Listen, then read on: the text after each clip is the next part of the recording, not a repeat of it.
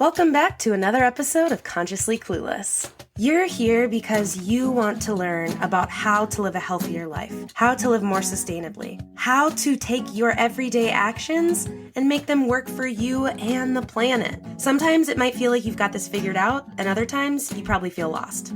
That's why I'm here. Together, we will learn how to live happier, healthier lives without the need to be perfect, and always allowing space for a little cluelessness on this journey to living a more conscious life. Here we go. Welcome to a new series on the podcast called My Vegan Story. If you've listened to the podcast, you'll know that anyone who becomes vegan has a unique path to getting there. There's usually something that pushes someone over the edge and solidifies their vegan status. This series is dedicated to highlighting all of those unique paths. Some make the switch overnight, and some take years to find their way. Some stumble their way to vegan through personal nutrition needs. Others have a profound experience with animals. Either way, by sharing these stories, I hope you'll feel inspired, understood, and find some new resources to further your own vegan story. Remember, if you want to share your vegan story, all you have to do is send me a 3 to 5 minute audio to consciouslycarly@gmail.com, and we can connect more there. Today, we will hear from Amy Barankovich about her journey to becoming vegan. Hello, this is Amy Leo Barankovich. And thank you, Carly, for inviting me to say a little about what has pushed me to vegan.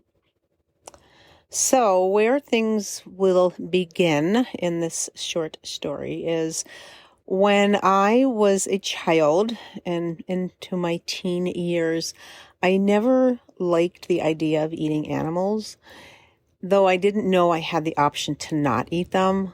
This was back in the 60s and the 70s, and what mom put on the plate was what one ate. And I was always grossed out when someone would say something like, "Ooh, this is a really good cow." I was like, please don't tell me I'm eating a cow. I could not bear the thought of eating an animal. And so that was a little bit of an undesirable struggle that I had to go through.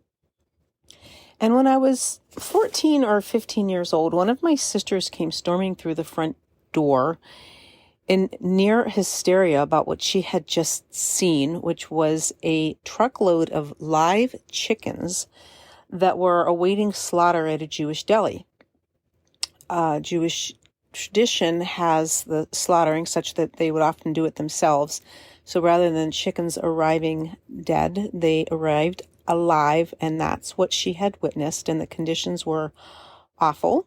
When she shared what she had seen, I, like her, was horrified, and we became vegetarian overnight.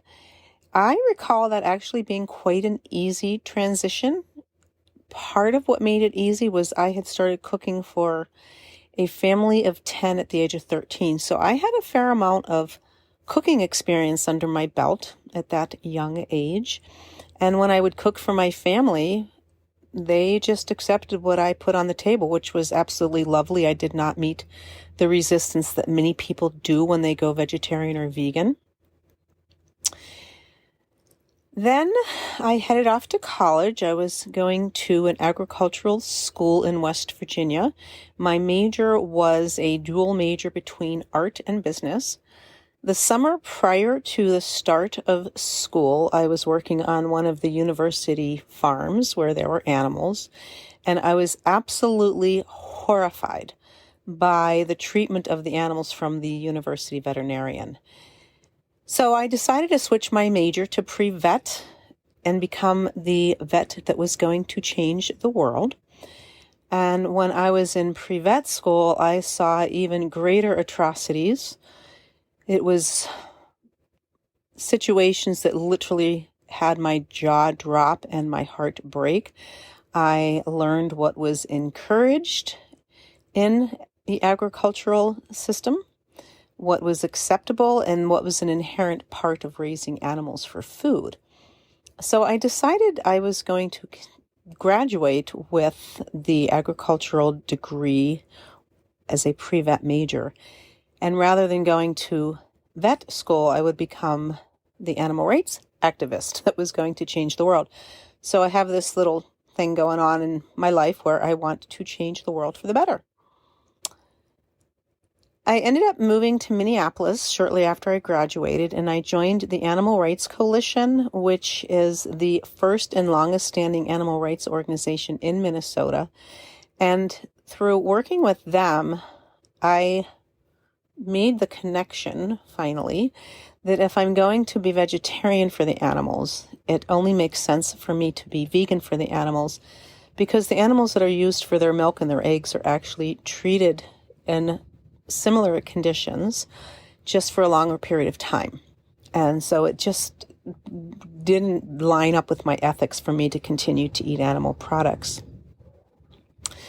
I was an activist with ARC for a number of years, did a number of types of activism, and at one point realized the best thing I could do is help people understand how to keep animals off their plate.